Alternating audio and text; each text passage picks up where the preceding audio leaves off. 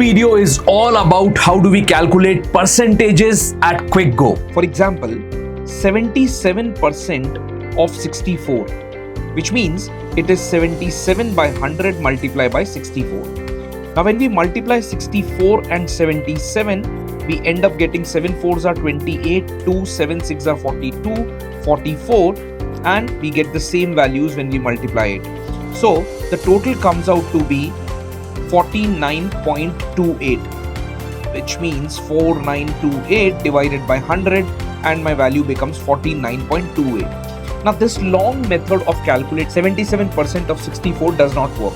So how do we do it then?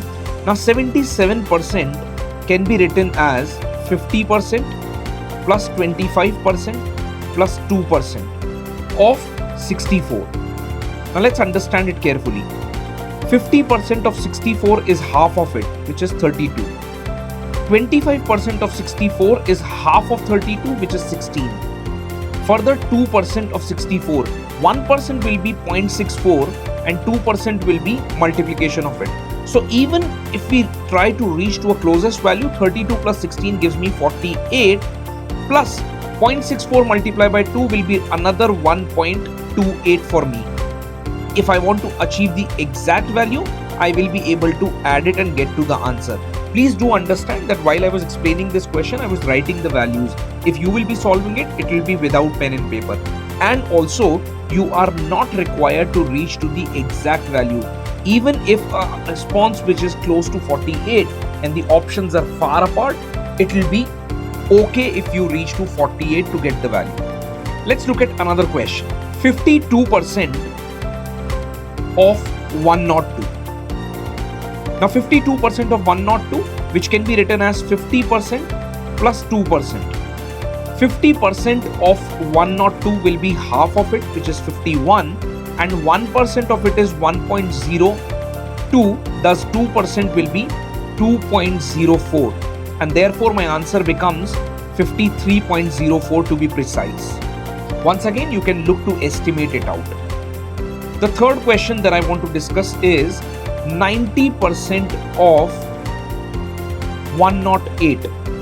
Now 90% is what? 100% minus 10%. 10% of 108 is 10.8. So my value becomes 108 minus 10.8, which is going to be 97.2 as my answer.